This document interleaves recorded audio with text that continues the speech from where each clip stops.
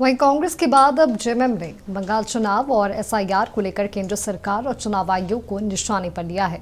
JMM महासचिव सुप्रियो भट्टाचार्य ने BJP लोकतंत्र को कमजोर करने का आरोप लगाया है। उन्होंने दावा किया है कि बंगाल में वोटर्स की डकैती हुई, अब उसी मॉडल को झारखंड में लागू करने की तैयारी चल रही है। देखिए खास रिपोर्ट।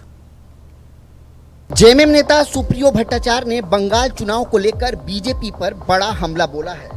उन्होंने कहा है कि पश्चिम बंगाल में चुनाव निष्पक्ष नहीं बल्कि लूटा हुआ जनादेश था। सुप्रियो भट्टाचार्य ने दावा किया कि सुप्रीम कोर्ट की हालिया टिप्पणियों से यह साफ संकेत मिले हैं कि बंगाल में लोकतांत्रिक प्रक्रिया प्रभावित हुई है। आरोप लगाया गया है कि काफी संख्या में वोटरों के डिवीजन और नामों में गड़बड़ी हुई, जबकि चुनाव आयोग लगातार एक भी वोटर नहीं छूटेगा का दावा करता रहा। जेएमएम ने कहा है यह लोकतंत्र के लिए बेहद खतरनाक संकेत है। सर्वोच्च न्यायालय के प्रधान न्यायाधीश जस्टिस सूर्यकांत जी और उनके साथ वरिष्ठ न्यायमूर्ति बागची जी ने जिन बातों की टिप्पणी की वो ये साफ दर्शाता है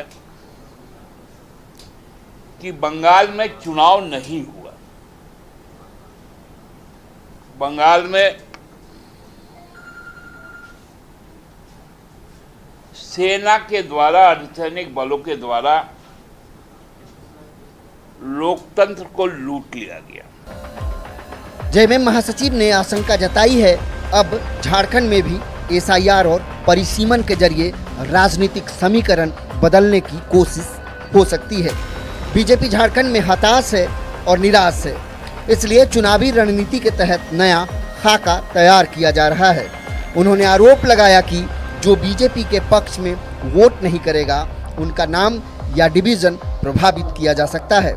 साथ ही असम की तरह परिसीमन का उदाहरण देते हुए कहा है कि सीटों की संख्या बदले बिना राजनीतिक तौर पर अनुकूल क्षेत्र तैयार करने की कोशिश भी हो रही है।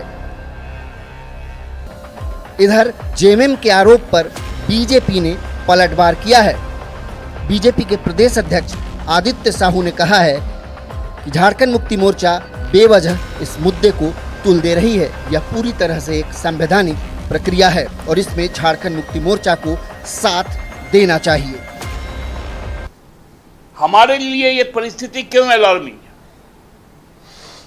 क्योंकि यहां पर भी अब एसआईआर शुरू हो रही है। एक खाका बना लिया गया कि जो भाजपा को वोट नहीं करेगा, स्पष्टतः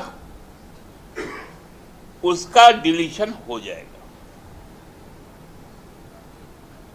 और जब उस पर कोई प्रमाण आएगा तो फिर उसको लटका दिया जाएगा। इतनी बेचैन क्यों है? तो इससे स्पष्ट होता है कि घुसपैठियों को यहाँ पर पाल करके अवैध मतदाताओं के द्वारा ये वोट कराने का काम करते थे और वैसे मतदाता जो अवैध रूप से यहाँ पर रहते थे और इनको वोट करते थे तो उनको बहुत अच्छा लगता था। इसलिए कांग्रेस पार्टी ये चाहती है कि हम अवैध तरीके से इस राज्य में, इस देश में शासन करने का काम करें।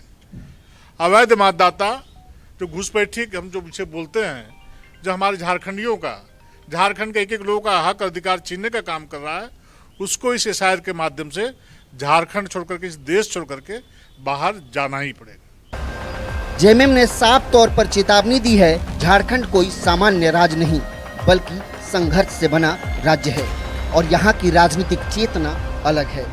पार्टी ने चुनाव आयोग से निष्पक्षता बनाए रखने की अपील की है। कहा है वोटर सूची और परिसीमन से जुड़ा कोई भी फैसला लोकतंत्र की भावना के खिलाफ नहीं होना चाहिए। वीडियो जर्नलिस्ट नीरज के साथ नक्षत्र न्यूज के लिए नवीन शर्मा की रिपोर्ट।